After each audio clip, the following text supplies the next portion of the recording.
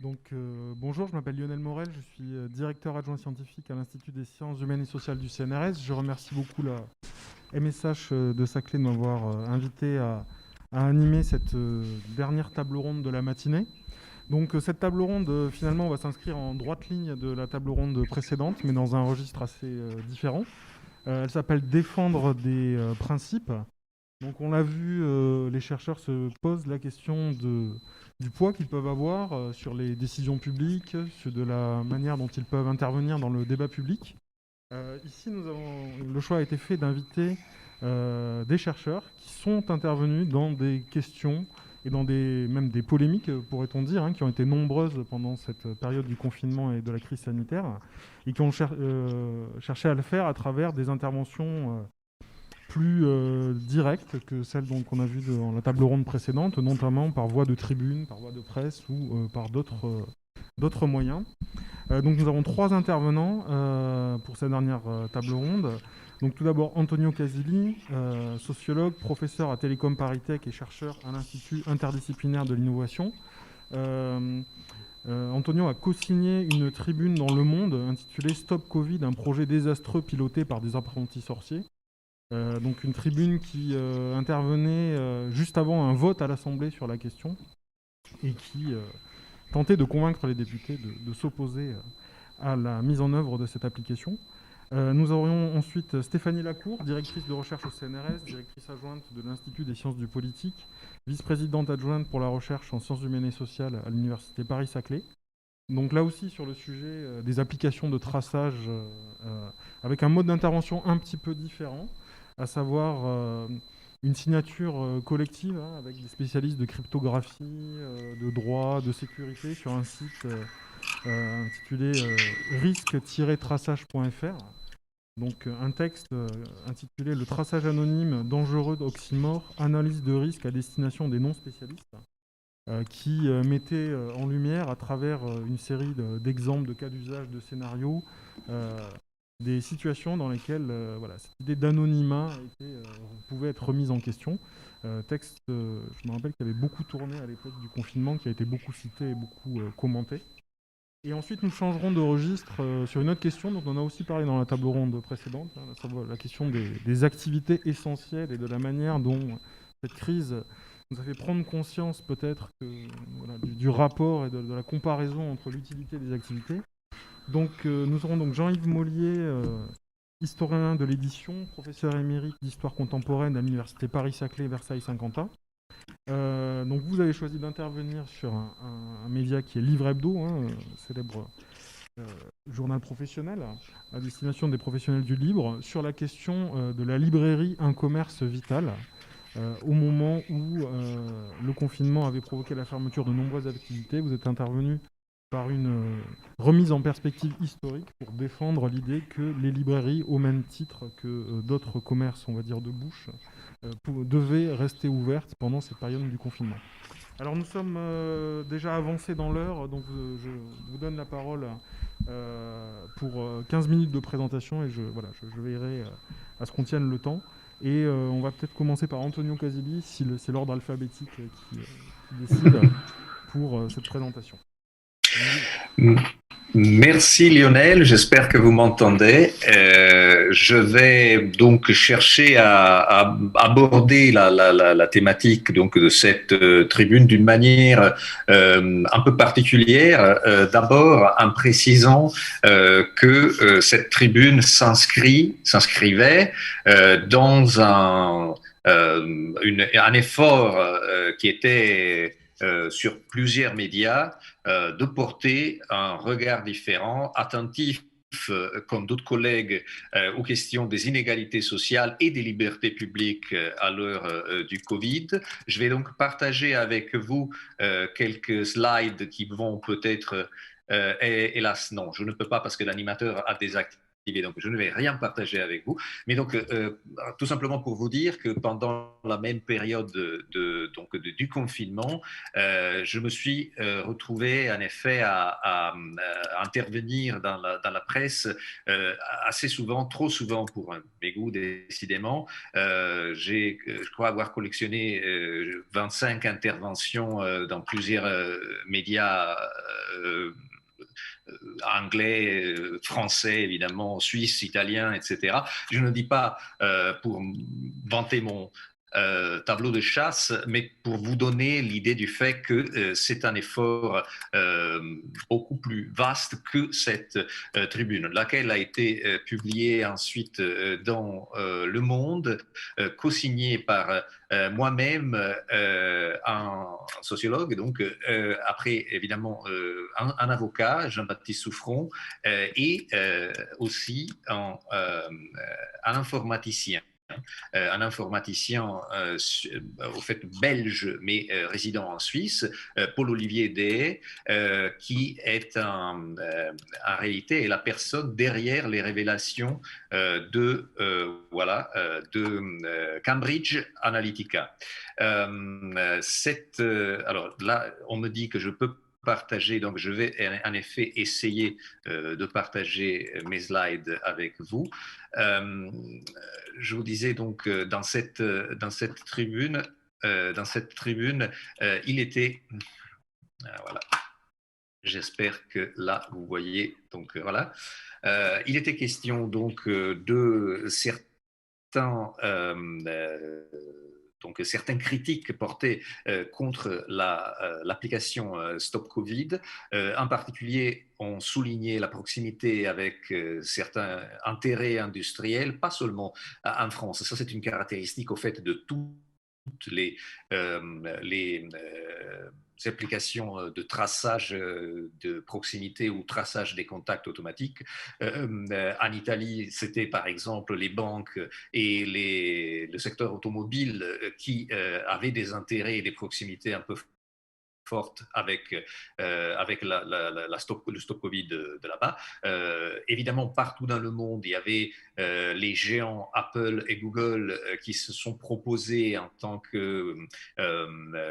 qu'hébergeurs d'une API, donc d'une interface pour construire ces applications et qui posent évidemment tout un tas de problèmes. Pour la France, je vais y revenir dans un instant, les proximités industrielles avec d'autres groupes, parfois encore plus inquiétants. Il y avait aussi une autre question qu'on soulignait, le risque de récupération de ces données dans le contexte d'applications parasites.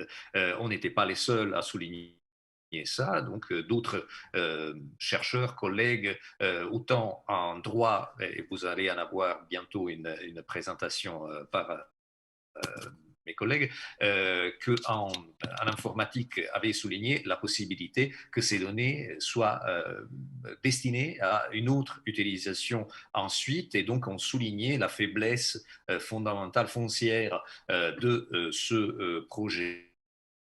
Et qui était en plus, qui se manifestait en plus à un moment où d'autres urgences étaient présentes, encore présentes, des vraies urgences à notre avis, comme par exemple la question des tests, qui est encore douloureusement au centre de nos préoccupations aujourd'hui. À l'époque, décidément, une question de pénurie des masques et de lits d'hôpitaux. Évidemment, lits d'hôpitaux veut dire en général plus en général dépenses dans la santé publique. Pourquoi c'est important de situer cette tribune par-delà l'aspect, si vous voulez, militant, dans un contexte plus vaste? Parce que, en effet, ce contexte plus vaste a créé, en effet, une véritable rupture autour de Stop Covid entre une partie de la société française et l'autre. Alors, en réalité, Stop Covid était un projet du secrétariat à l'innovation et aux technologies, y compris le numérique. Donc, il y avait en effet une proximité avec le Premier ministre. L'INRIA même s'était portée comme non seulement garante, mais développeuse principale de cette application et du protocole de cryptographie sous-jacent qui s'appelle Robert et qui est un protocole différent par rapport à celui d'autres pays européens. Et des groupes industriels, dont certains sont des usual suspects, Capgemini, Dassault Systèmes, Orange, et d'autres plus spécialisés en gestion des données ou en objets connectés. Donc, on avait en effet de proximité entre donc des entreprises de technologie et des parties du gouvernement. D'autres agences nationales se sont rangées du côté du gouvernement, certains un peu à leur corps défendant, d'autres avec beaucoup plus d'enthousiasme. Voilà, l'ANCI et le Conseil national numérique, à mon avis, l'ont fait un peu plus à leur corps défendant, c'est-à-dire ils étaient un peu plus pris dans la mécanique. Par contre, on remarque qu'au niveau du contexte universitaire et la recherche publique, il y avait certaines institutions qui étaient beaucoup plus du côté du gouvernement, d'autres qui étaient beaucoup plus partagées. L'INRIA et le CNRS, encore une fois, se sont divisés autour de ça. Et après, on rentre dans une partie de la société qui est encore assez partagée, voire décidément critique vis-à-vis de ça. D'abord, les professionnels de la santé, avec l'Ordre national des médecins qui se range du côté du gouvernement, mais plusieurs syndicats de médecins et de praticiens qui, par contre, soulignent les faiblesses et les dangers de l'application Stop Covid. Les syndicats des plus disparates, donc l'UJIC-CGT qui a été co-signataire de notre tribune avec l'association La Quadrature du Net et Solidaire, ainsi que plusieurs syndicats de travailleurs des plateformes ou la Confédération paysanne. Et après, on rentre dans le domaine des associations comme Anticor, la Ligue des droits de l'homme et la Quadrature du Net, qui par ailleurs ont aussi publié plusieurs tribunes séparément de cet article-là. Et donc là, le champ du oui et du non se dessine de manière claire. Encore une fois, la profession médicale et la recherche publique sont coupées en deux, entre les deux. Et par contre, on remarque que la presse se range largement du côté du gouvernement, à l'exception de Mediapart. Et Le Monde, paradoxalement, qui a accueilli notre tribune, était du côté de l'application, avec plusieurs articles et morceaux sur cette application. Évidemment, pour la question du spectre politique, les forces, disons, de la majorité du gouvernement étaient plutôt du côté de l'application. Je termine brièvement avec deux éléments. Le premier est que, pour comprendre le rôle d'un chercheur en 2020 dans le cadre d'un débat médiatique, il ne faut pas sous-estimer aussi l'importance d'autres sources d'informations. Je me suis retrouvé à être dans une situation d'influenceur malgré moi sur cette situation. Encore une fois, je ne le dis pas pour des questions de vantardise, je le dis pour montrer comment cette situation est pas facile, pas commode du tout, et nous met face à des pressions, je vais terminer sur ça, de type complètement nouveau. Selon certaines analyses, en effet, à certains moments, la voix de personnes comme moi ou d'activistes comme la Quadrature du Net, de laquelle je suis membre par ailleurs, était plus mentionnée sur des réseaux comme Twitter que celle du gouvernement. Ce qui a provoqué des effets franchement pas agréables en termes vraiment de pression et de mise en question de tout ce que je disais, même dans des contextes entièrement différents. Par exemple, à un certain moment, j'ai partagé une vidéo de travailleurs des plateformes dans la ville de Milan qui rentraient le soir, c'était les livreurs à vélo, et je me suis retrouvé pendant des jours à gérer les critiques de personnes qui mettaient un doute, qui traitaient ça de fake news, jusqu'au moment où Libération et 20 minutes ont consacré des articles pour montrer que c'était bien des travailleurs des plateformes de Milan. Et l'autre question est effectivement celle, je arrête donc le partage, celle de... pardon, je n'arrive pas à arrêter le partage, voilà, bon, non, pas ça. Voilà, et celle effectivement de la pression psychologique même que cela crée. Libération, à la fin du confinement, avait publié une sorte de passage en revue de toutes les tribunes qui avaient été publiées sur ce sujet, dans lesquelles il disait qu'écrire les tribunes en temps de Covid, c'était un sport de combat. Alors, je crois que là, vous voyez encore... Alors, je ne sais pas si vous voyez encore mes slides ou pas, mais enfin bref, un sport de combat. Oui, si c'était un sport de combat, pour ce qui me concerne, c'était un peu comme dans des films de Bruce Lee, dans laquelle il faut se défendre d'une foule d'attaquants. À la suite de mes articles et en particulier de la tribune dont je viens de vous parler, j'étais au centre d'insultes, d'attaques ad personam, de plus en plus violentes, de critiques qui dépassaient la dissension pour s'inscrire dans la menace physique. Et je n'exagère pas.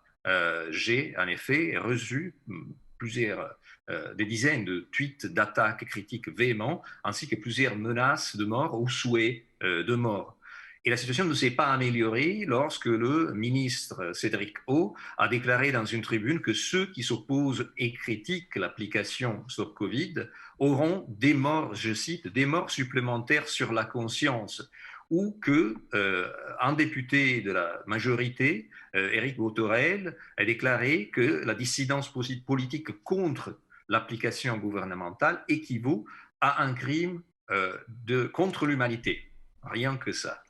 Alors, je n'arrive pas à croire de devoir dire ça, mais il n'est pas normal qu'un membre du gouvernement ou de la majorité parlementaire incite un climat empoisonné d'agressivité contre des chercheurs et des activistes, des militants qui ne partagent pas les mêmes idées. Leurs commentaires exagérés et violents, accusant d'être des meurtriers ou même des criminels contre l'humanité, donnent non seulement aux gens un sentiment d'avoir le pouvoir de nuire physiquement ou verbalement aux opposants politiques, mais leur donne aussi l'impression que c'est une chose patriotique, voire progressiste à faire. Donc c'est une erreur et nous méritons mieux en tant que société et en tant que chercheurs et en tant que citoyens. Voilà, je vous remercie.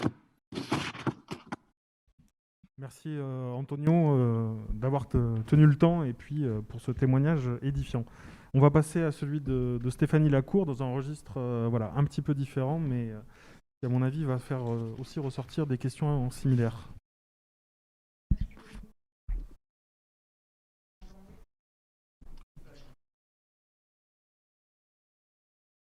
C'est mieux ? Oui. Alors j'ai essayé de prendre au sérieux la demande que nous avaient adressée les directeurs de la MSH et de me demander pourquoi j'avais écrit, comment j'avais écrit et publié, et puis quelles étaient les suites de ce travail. Alors d'abord, je voudrais commencer par dire que, comme bien d'autres intervenants au cours de ces 2 journées, j'ai contribué à donc une prise de position publique pendant le confinement, après avoir fait face à un état de sidération totale. J'étais moi aussi sidérée de constater à quelle vitesse notre quotidien pouvait changer, notre liberté d'aller et venir se trouvait quasiment annihilée, et surtout à quelle vitesse j'étais parvenue à me convaincre moi-même du caractère totalement inéluctable de ces mesures et de la nécessité de les respecter, alors même que pour certaines d'entre elles, elles me paraissent encore aujourd'hui totalement absurdes. Je pense par exemple à l'obligation de se rédiger une auto-attestation de sortie pour aller faire ses courses et au contrôle de police auquel elle a donné lieu. Je trouvais ça absurde, mais je l'ai fait comme tout le monde, bien sagement. Alors, ceci étant, de 2016 à 2019, nous avions fait un gros travail dans le séminaire de notre laboratoire, le séminaire interdisciplinaire d'études sociopolitiques du droit, des sciences et des techniques, sur les travaux relatifs à la dimension constitutive du droit, les écrits de Susan Silbey, les Legal Consciousness Studies. Et j'avais donc en tête ces discussions et ces débats scientifiques en m'interrogeant sur les raisons pour lesquelles nos pouvoirs publics étaient aussi rapidement parvenus à la conviction qu'une panoplie de mesures administratives et pénales contraignantes était la réponse idoine à la crise sanitaire qu'on était en train de traverser. Ça me faisait beaucoup réfléchir, mais pour autant, sur ce sujet très large et passionnant, j'étais quand même très loin du degré de maturité que j'attends généralement pour écrire et pour publier encore plus. Je bouillais littéralement sans parvenir à fixer réellement le sens de mes réflexions et à en faire quelque chose d'intéressant. Et je pense ne pas avoir été la seule à avoir ressenti ça à ce moment-là, une espèce de paralysie tout en étant en plein bouillonnement. Et tout comme Benoît Bastard qui est dans cette salle hier finalement, ou Christian Moina ce matin, c'est la mobilisation dans les mesures évoquées par le gouvernement au sujet de la sortie progressive du confinement, d'outils sur lesquels j'avais déjà été amenée à travailler, moi, scientifiquement, par le passé, il y a plusieurs années, qui a déclenché psychanalytiquement le passage à l'acte. Le projet de déploiement d'une application de traçage des cas de Covid, en l'occurrence, présenté comme préservant l'anonymat des patients et des cas contacts par le ministère de la Santé, je dois avouer que, dans un premier temps, ma réaction a été totalement épidermique.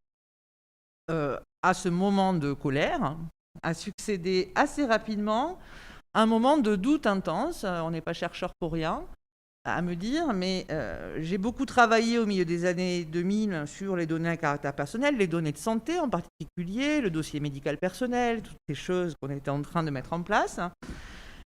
Et j'étais assez familière des débats relatifs à la capacité technique d'anonymiser les données, la capacité organisationnelle de continuer à en faire quelque chose une fois qu'on les a anonymisés, au débat technique aussi sur la question de bases de données centralisées versus des bases de données décentralisées.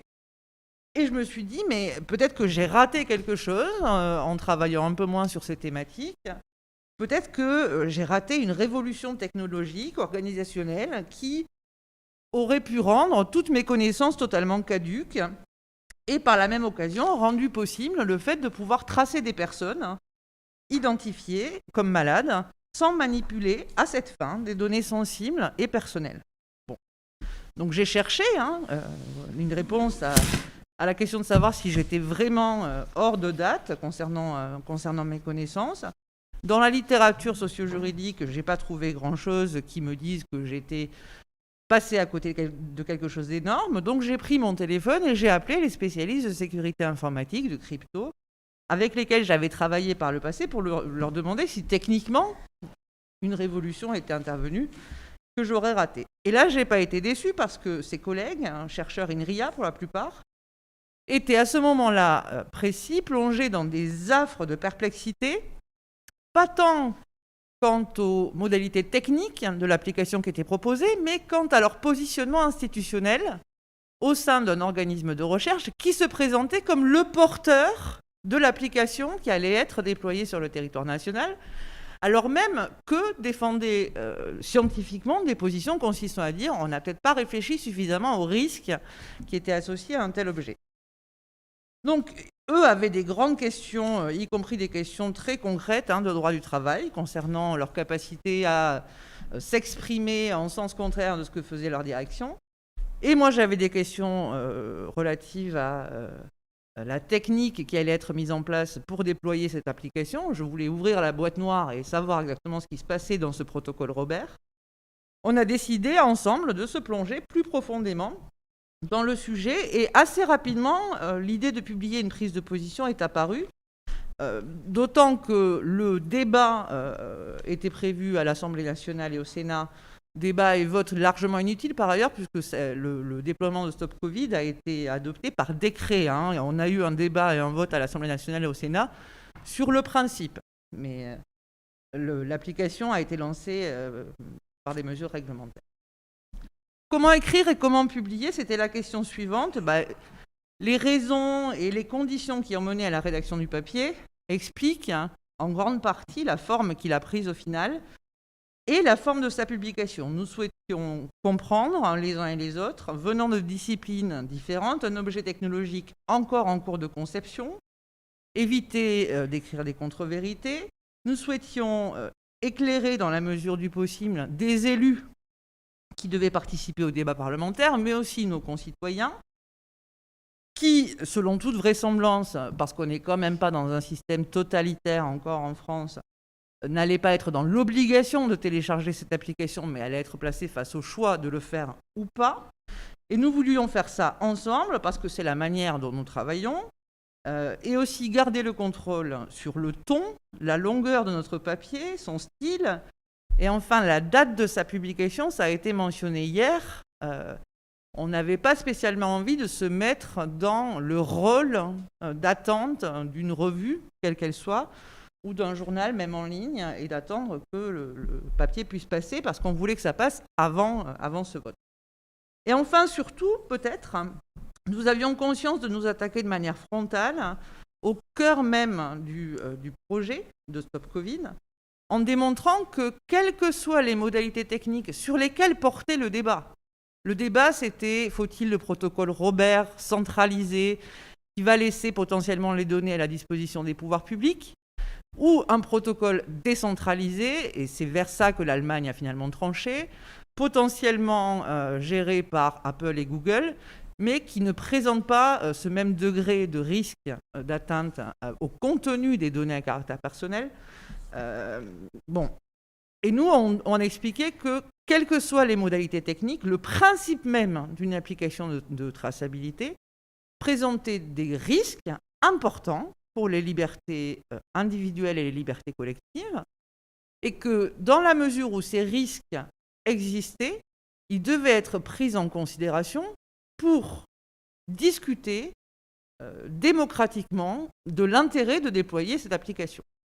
Et qu'en face de ces risques, qui étaient bien réels, il fallait mettre des bénéfices bien réels pour continuer sur la lancée.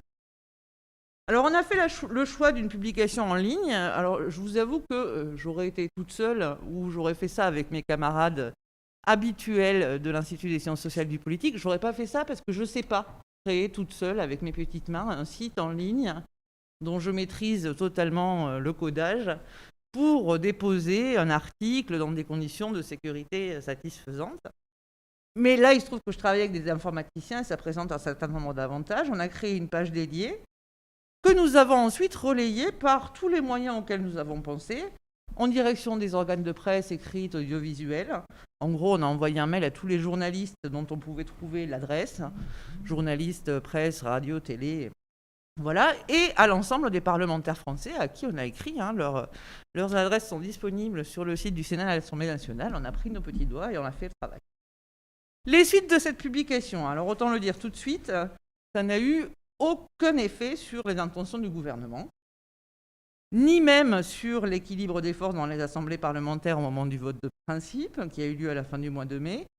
Le décret lançant Stop Covid a été adopté et les parlementaires se sont, dans une large majorité, prononcés en faveur de son principe. De nombreux médias, quand même, ont relayé notre papier. Et je dois dire qu'on était assez contents d'avoir été nombreux à les signer parce que ça a dilué ce que mentionnait Antonio à l'instant. C'est-à-dire qu'on a été beaucoup à se partager la tâche de répondre aux sollicitations des médias à ce moment-là, et c'était plutôt confortable. On a été nombreux aussi à se partager la tâche de prendre des claques à la suite de la sortie de ce papier, et c'était plus confortable que quand on est juste un ou même trois dans le cas d'Antonio. Je dois dire que moi j'ai assez apprécié le fait que de nombreux lecteurs nous contactent directement. C'était une première en ce qui me concerne. Dans nos disciplines, on est habitué à publier selon des modalités différentes. Là, le site mentionnait une adresse qui permettait de nous contacter immédiatement. Et chez les informaticiens, c'est assez classique et très régulièrement que les gens prennent leur plume pour réagir à un article en écrivant aux auteurs « Je suis d'accord sur ce point, pas d'accord sur celui-là. Est-ce que vous pouvez détailler ça ?» Alors, bon, souvent de manière très constructive, parfois un peu moins, mais en tout cas, ce retour immédiat, on l'a plus rarement dans nos disciplines parce que les délais de publication sont plus longs généralement, et puis qu'on ne le fait pas trop, de prendre notre plume et d'écrire aux collègues en leur disant « je ne suis pas d'accord avec l'argument que tu as en page 2 », etc. etc. Quant à vous dire si notre papier a eu une influence sur nos concitoyens et leur volonté de télécharger ou pas l'application, j'en serais bien incapable. L'avenir, en tout cas, a prouvé que peu d'entre eux étaient tentés. L'application a été téléchargée 2,4 millions de fois par des détenteurs différents ou pas de téléphone portable, d'ailleurs, parce qu'elle se téléchargeait plusieurs fois si vous aviez un compte, par exemple, un compte Microsoft avec plusieurs outils. Elle se téléchargeait autant de fois que vous aviez d'outils, donc ça multiplie quand même les chiffres. Elle a été désinstallée assez massivement cet été par 700 000 personnes.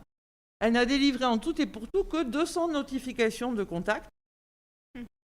Et on a appris hier donc qu'elle allait être remplacée par Alerte Covid. Donc, nous ne vivons plus dans le mythe consistant à penser qu'une application téléphonique pourrait stopper un virus, mais elle devrait pouvoir servir à alerter qui, quoi, comment.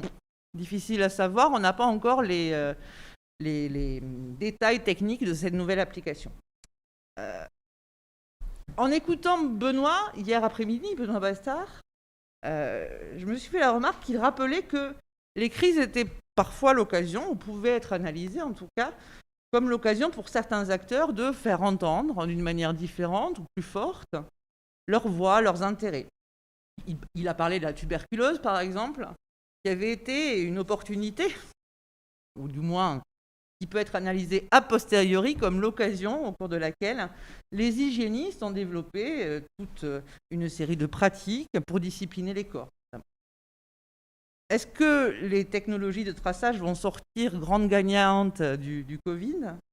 Est-ce qu'au terme de cette pandémie, on aura totalement abdiqué nos libertés individuelles et collectives ? Dans l'immédiat, je ne le pense pas. Et pourtant, je vous assure que je ne suis pas une terrible optimiste, généralement.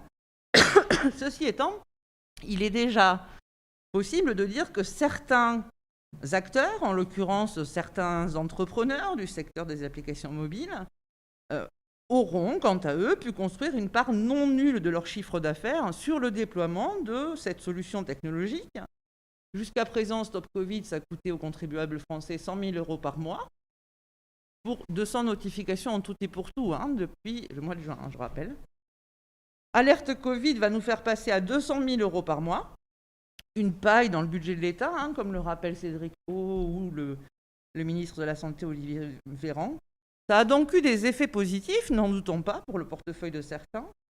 Si je devais conclure à titre tout à fait temporaire, puisque l'épisode est toujours ouvert, je voudrais rappeler que, en répondant « voici les options technologiques envisageables pour lutter contre la pandémie », à la question de savoir comment enrayer la propagation d'un virus, le débat parlementaire, le débat réglementaire, ne s'est pas contenté de céder, comme d'autres l'ont dénoncé, aux sirènes du solutionnisme technologique.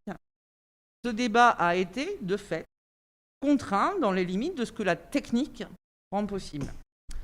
Or, la technique, Jacques Ellul l'a rappelé il y a très longtemps et à de très nombreuses reprises, c'est la méthode la plus efficace pour répondre à une question. Et dans un état de droit, et si je dois défendre un principe, et si je cherchais à défendre un principe dans ce travail pendant le confinement, ce serait celui-là. Dans un état de droit, il importe, au-delà de l'efficacité, d'aspirer à mettre en œuvre la méthode la plus juste pour répondre à une question. Je ne suis pas certaine que ce soit Stop Covid en l'occurrence. Merci Stéphanie, on va changer de sujet. Mais rester sur cette question de l'intervention du chercheur dans l'espace public avec Jean-Yves Moulier et la défense de l'ouverture de la librairie en temps de pandémie. Merci aux organisateurs de m'avoir invité à ce colloque qui me permet effectivement de parler du rapport de l'histoire et de ses interventions dans le champ social. De manière générale, je suis un historien généraliste. C'est vrai que pour moitié, j'ai travaillé dans le domaine du livre, de l'édition et de la lecture, mais pour moitié, historien généraliste, j'ai travaillé sur la Deuxième et la Troisième République. Et mes interventions sont davantage au niveau de ce que je publie. Je pense à mes travaux sur la corruption parlementaire sous la Quatrième et la Cinquième République. Inutile de vous dire que les grands médias n'y ont fait aucun écho, mais évidemment, puisque je parle d'hommes politiques en vie ou morts depuis peu de temps. Je vais ajouter une deuxième remarque en préambule. Je suis une victime indirecte du Covid, rassurez-vous. Je ne transporte pas avec moi, je ne suis pas Freud apportant en 1939 la peste et le choléra avec la psychanalyse aux Américains. Victime indirecte du Covid parce que j'avais eu la mauvaise idée de prévoir de publier le 15 mars dernier un livre intitulé « Interdiction de publier, la censure d'hier à aujourd'hui ». Inutile de vous dire qu'avec mon éditeur, nous avons choisi de le reporter au mois de septembre, mais d'une certaine manière, si nous avions été complotistes, nous aurions pu penser que la Chine était derrière l'arrivée du Covid simplement pour empêcher qu'un livre la mette en cause au niveau de la censure et au niveau du contrôle social. Mais comme nous ne sommes pas complotistes, nous avons abandonné immédiatement cette hypothèse. Historien du livre, de l'édition et de la lecture pour partie, lorsque le confinement est arrivé, je me suis immédiatement plongé dans un certain nombre de classiques. J'ai relu immédiatement La peste d'Albert Camus, j'ai relu Orwell, 1984, j'ai relu les grands romans de Kafka et Le meilleur des mondes d'Aldous Huxley. Comme ça, j'étais sûr d'avoir encore une petite dose d'optimisme en réserve pour surmonter le Covid. Mais en même temps, cette distance me permettait, et je pense notamment à La peste de Camus, qui a été relue par des millions et des millions de personnes pendant le confinement, d'envisager au fond toutes les hypothèses possibles lorsque l'on rencontre une crise. Si vous relisez La peste d'Albert Camus, vous voyez qu'à travers les 5 ou 6 personnages majeurs du roman, il propose au fond à peu près tous les grands types de comportements par rapport à ce type d'événement. Alors venons-en maintenant aux raisons qui m'ont amené à intervenir dans le champ effectivement spécifique du monde du livre. Quelle était la situation ? Le ministre de l'Économie et des Finances, Bruno Le Maire, avait publiquement et à la télévision tendu la main aux libraires en leur suggérant qu'ils pourraient continuer à travailler tout en bénéficiant des mesures destinées à permettre à la fois le chômage partiel et puis d'être en partie indemnisés. Or, le syndicat national des libraires a refusé cette hypothèse et a décidé que toutes les librairies devaient fermer. Un certain nombre de libraires ont refusé de suivre cette directive, mais le SNL, et j'ai été alerté évidemment par des amis libraires à Paris et en province, le syndicat exerçait une pression en menaçant même un certain nombre de libraires de venir démolir leurs vitrines ou bien en prévenant les autorités policières, et il y a eu un certain nombre d'amendes infligées à des libraires courageux qui avaient décidé non pas de mettre en danger la vie de ceux qui souhaitaient acquérir encore des livres, mais d'assumer une sorte de service social, un peu comme les libraires l'avaient fait à d'autres époques de l'histoire, et notamment pendant la Seconde Guerre mondiale. Le débat s'est fait plus précis lorsque le magazine professionnel Livre Hebdo a ouvert sa tribune le 2 avril le 2 avril, absolument, à un sociologue de Nancy, Claude Poisneau, qui a intitulé son intervention « Le livre, un bien indispensable ». Et il posait la question de savoir si les librairies devaient ou non rester ouvertes. Le même jour, les réactions d'un certain nombre de libraires et du syndicat de la librairie ont été extrêmement violentes. On l'a pratiquement, non pas menacé de mort, mais on l'a véritablement considéré comme un intellectuel qui, de manière scandaleuse, allait mettre en danger la vie des libraires s'ils restaient ouverts. Le président du syndicat, Xavier Mauny, est intervenu lui aussi pour soutenir ce point de vue. C'est pourquoi j'ai décidé, le 14 avril, d'intervenir personnellement dans ce débat en intitulant mon papier « La librairie, un commerce vital », sans point d'interrogation. Et j'ai proposé une réflexion, d'abord en rappelant qu'à d'autres périodes de l'histoire, les libraires s'étaient divisés sur des grandes questions. Par exemple, en 1981, sur la question du prix du livre. Si un certain nombre, plusieurs centaines de libraires avaient soutenu dans les mois précédents le vote de la loi Lang l'idée d'un prix unique, c'est parce que 2 ans auparavant, le syndicat qui portait un autre nom, en 1979, avait demandé puis soutenu l'arrêté Monoury qui mettait fin au régime de prix unique. J'ai donc rappelé qu'après tout, le débat était salutaire dans n'importe quelle profession, y compris chez les libraires. Et puis ensuite, j'ai invité chacun à réfléchir sur ce qu'est un livre. Et j'ai rappelé, au fond, la magnifique définition de ce qu'est un livre proposée par le grand historien Lucien Febvre en 1956, au moment où il lance un de ses disciples, Henri-Jean Martin, dans l'idée de l'écriture de ce qui deviendra un très grand livre, l'apparition du livre traduit dans toutes les langues de la planète. Qu'est-ce que Lucien Febvre, historien extraordinaire, dans un éclair de génie, il lui trace le plan à venir. Le livre, ce qui deviendra le chapitre 4, le livre, cette marchandise, et le chapitre 8, le livre, ce ferment. En effet, on peut, d'un point de vue économique, parler du livre comme de n'importe quel autre produit en montrant comment il est produit en fonction d'une certaine rationalité dans des conditions X et Y. Mais on peut aussi considérer qu'à certains moments privilégiés de l'histoire, le livre est un ferment. Il peut être un ferment de division, que l'on songe à la Réforme, au moment où la chrétienté se divise complètement. Il peut être un ferment bénéfique lorsque, à d'autres moments de l'histoire, il permet aux hommes de trouver un refuge contre les malheurs du temps. On n'a jamais autant lu que pendant la Deuxième Guerre mondiale. Les bibliothèques et les librairies n'ont même pas été capables de répondre à la demande du public.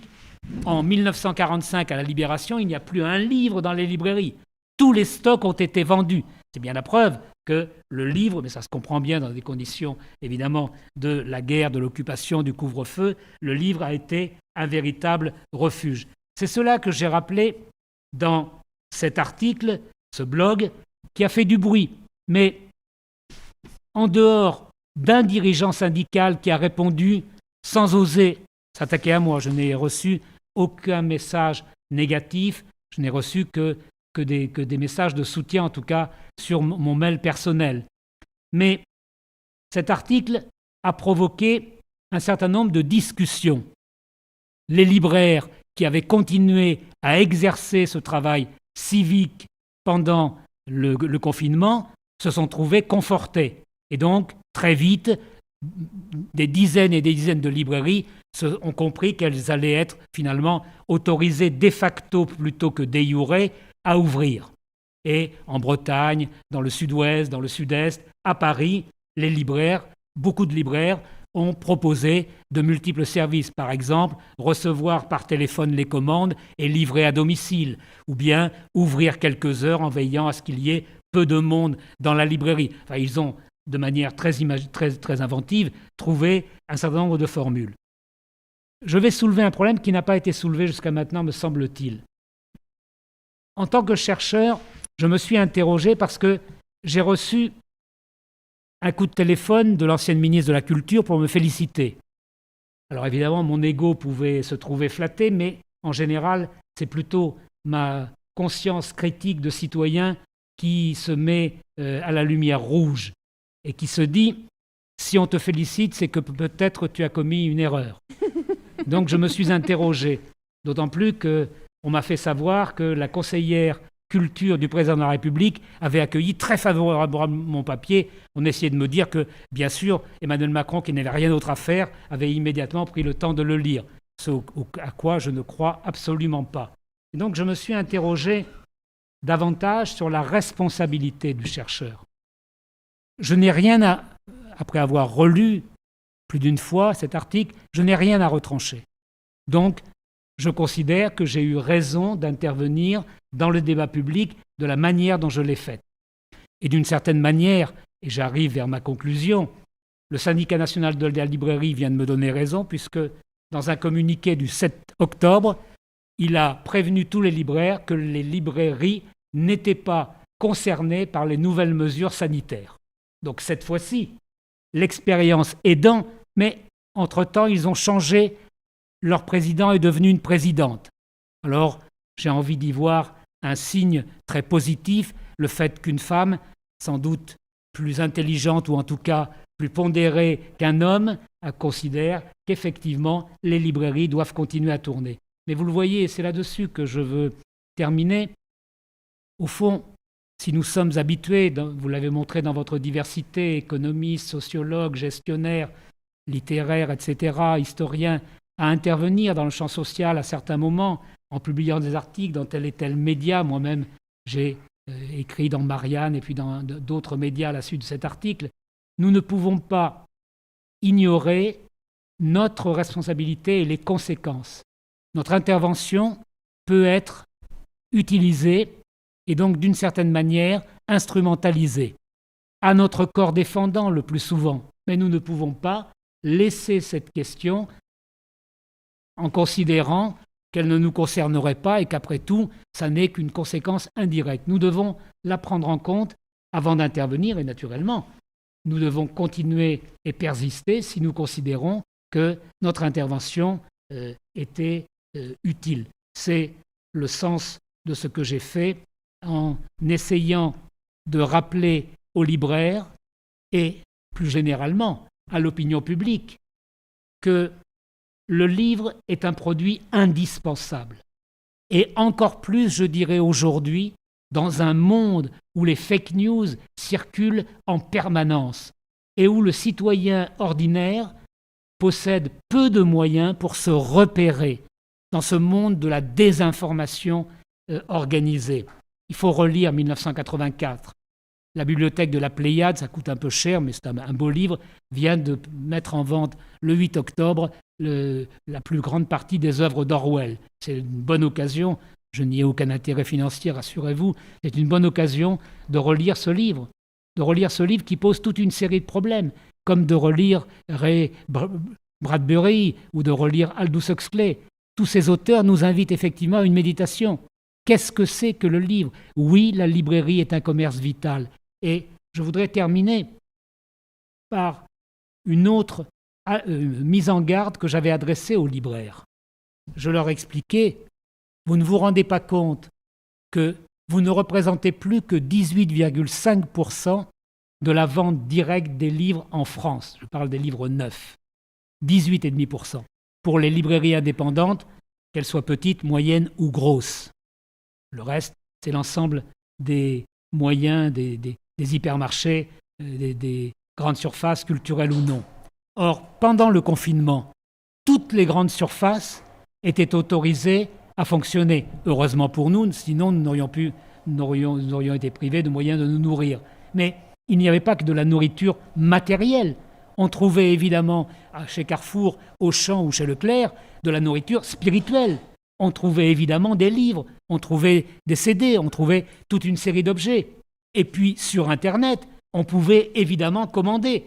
Donc j'ai essayé de montrer aux libraires qu'ils étaient en train de scier la branche sur laquelle ils étaient assises, qu'ils étaient en train d'habituer les consommateurs à faire de plus en plus leurs achats dans les grandes surfaces non spécialisées en livres et sur Internet. Et que les habitudes étant ce qu'elles sont, eh bien, les individus auraient de plus en plus de difficultés à ressortir de ces habitudes après la crise du Covid. Et on le vérifie en ce moment où la librairie française, et pas seulement française, traverse une période extrêmement difficile. Voilà, merci. Merci. Avant de passer la parole à la salle, je fais juste une petite remarque et je pose une question. Remarque, à la fin de votre article, vous faites aussi une adresse aux bibliothécaires. Donc, moi-même étant bibliothécaire, je n'avais pas fait le parallèle, il y a eu exactement le même débat dans le monde des bibliothèques, c'est-à-dire que le gouvernement avait laissé la possibilité en fait aux bibliothèques de continuer leur activité. Et en fait, le débat s'est déporté sur l'Association des bibliothèques thécaires de France qui a édicté un protocole sanitaire tellement strict que les bibliothèques, dans leur très grande majorité, n'ont pas été en mesure d'ouvrir et sont encore aujourd'hui très empêchées de faire leur activité. Sur cette question fondamentale, en effet, j'avais fait exprès d'en faire la dernière ligne de mon papier parce que je ne voulais pas apparaître comme un donneur de leçons. Mais j'étais profondément scandalisé que la médiathèque de la ville ouvrière de banlieue dans le Val-de-Marne où j'habite et qui est en face de chez moi soit demeurée fermée pendant toute la durée du confinement. En fait, le confinement a permis également de montrer qu'un certain nombre de secteurs, le monde des bibliothèques, le monde des librairies, le monde de l'enseignement en général,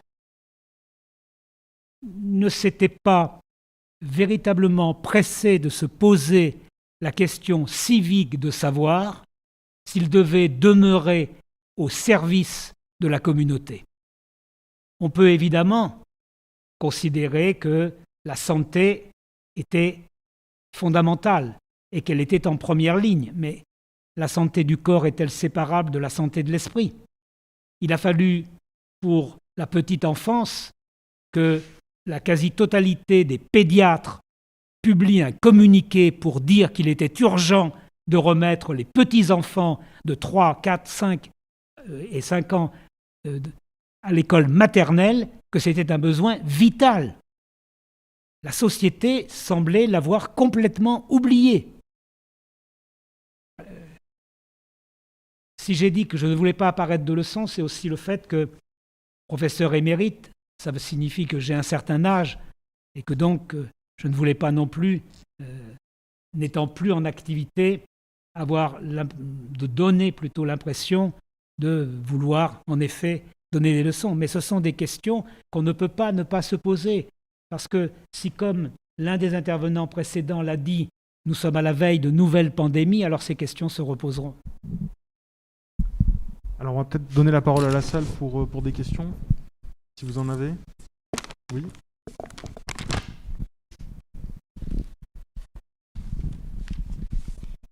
Merci. Alors, j'ai une question que je vais poser rapidement pour pas. Voilà, justement, on termine là sur l'espèce d'opposition qu'il y a entre le besoin de protection, et finalement, c'est toujours ça qui est mis en avant. Hein. Il y a et puis les principes, notamment les principes citoyens, civiques, libertés, qui sont mis en cause. Et donc, la table ronde, elle était sur défendre des principes. Et du coup, la question que je me pose, c'est, on voit qu'il y a eu des mises en cause, des mises en cause quelquefois très fortes, des principes que voilà, vous avez cherché à défendre, ou des encouragements d'ailleurs aussi. Alors, où est-ce qu'on place le curseur, entre guillemets, quand on veut réagir comme ça ? Est-ce que c'est au nom de principe vraiment, ou est-ce que c'est en appui sur des débats ? Finalement, quelle est la manière, quel est le curseur un peu qu'on peut placer à un moment donné pour dire là il faut réagir, au nom de quoi on réagit ? Et là, l'idée de protection ne suffit pas, mais il y a d'autres principes peut-être ou d'autres arguments et d'autres manières de faire qu'il faut mettre en avant. Voilà, c'est la question que je voulais vous poser.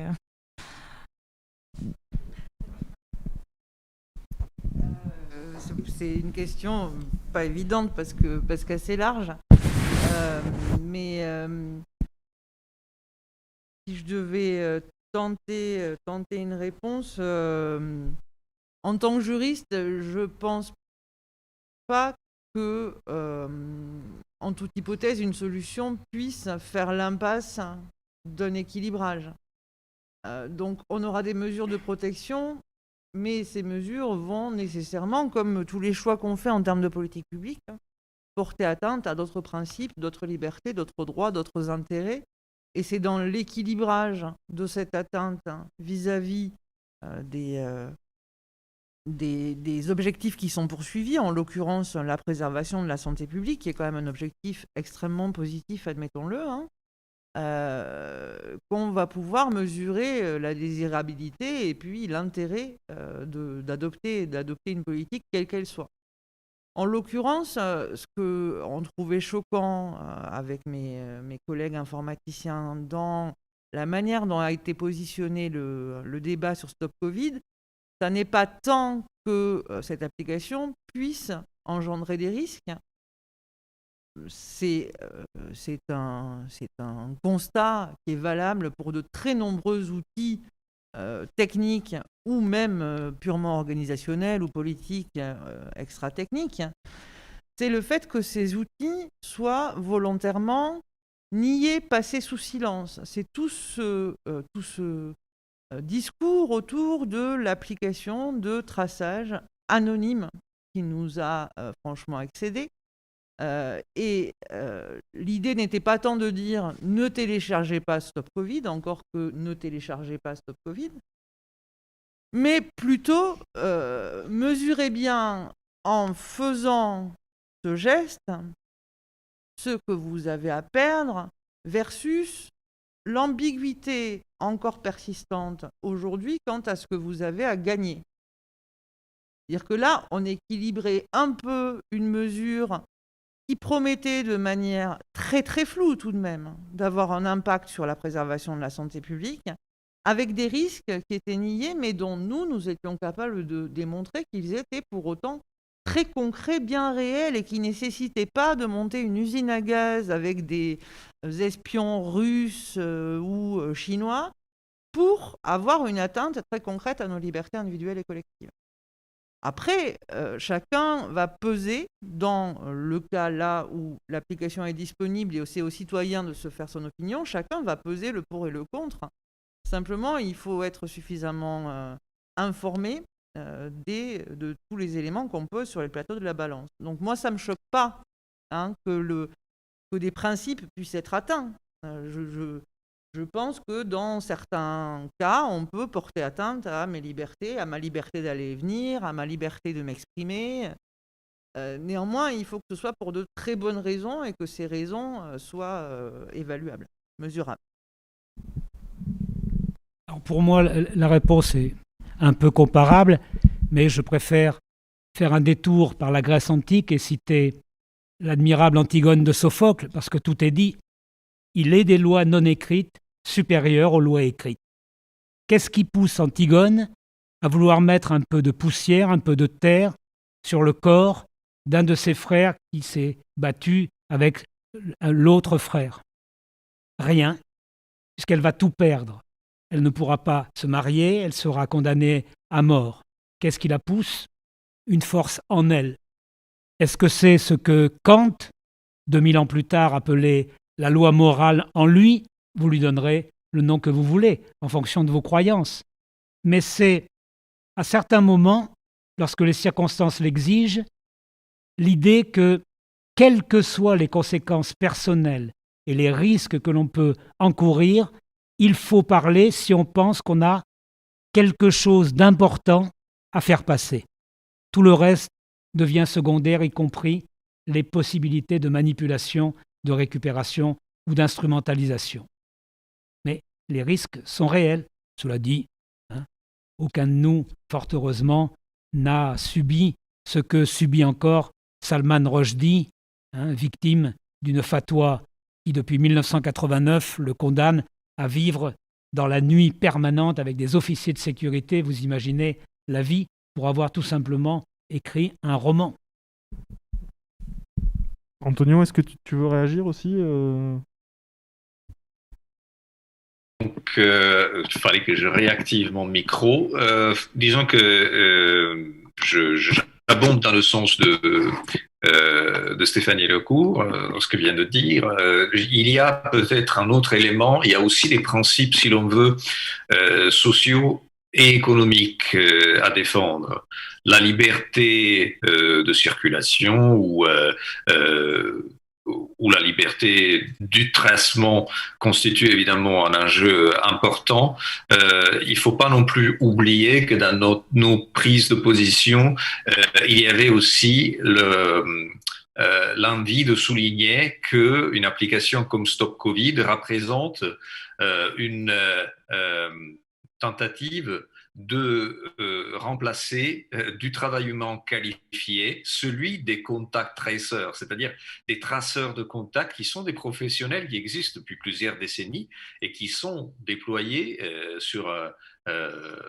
partout dans le monde pour justement retracer les contacts des personnes via des entretiens et des formulaires en papier. Et pour cette activité, ils sont formés, ils sont rémunérés. Donc, il ne faut pas non plus oublier que Stop Covid est une tentative d'automatisation telle que la conçoivent des technocrates qui sont obsédés par cette idée du remplacement, du grand remplacement des êtres humains, des travailleurs humains par des machines. Donc, à l'occurrence, on va rendre ce processus automatisé pour justement éviter de faire face au coût d'un nombre trop important de traceurs humains. Et donc, c'est aussi ça qu'il faut souligner. Ce n'est pas seulement des questions relatives aux libertés fondamentales, mais c'est aussi une vision de la société qui est une société qui est encore largement fondée sur le travail humain, un travail qui n'est pas remplaçable. Voilà. Est-ce qu'on clôt cette matinée? Voilà. Donc merci aux intervenants et merci à la salle. Merci.